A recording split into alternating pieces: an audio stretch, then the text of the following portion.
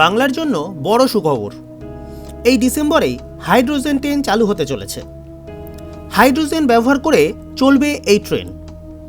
শৈলশহর দার্জিলিংয়ে আত্মনির্ভর ভারত মিশনের আওতায় এই ট্রেন চলবে।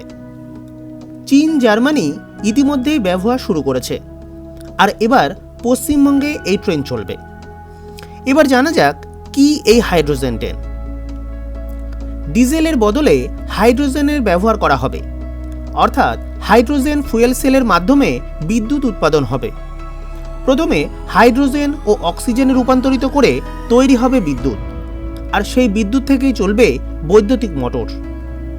6 থেকে 8 কামরা বিশিষ্ট ট্রেনটির গতি হবে ঘন্টায় 160 কিলোমিটার।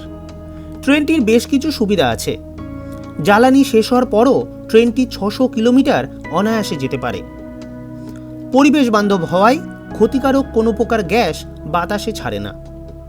এছাড়া পুনর্নবীকরণ শক্তি ব্যবহার করে হাইড্রোজেন তৈরি করা সম্ভব।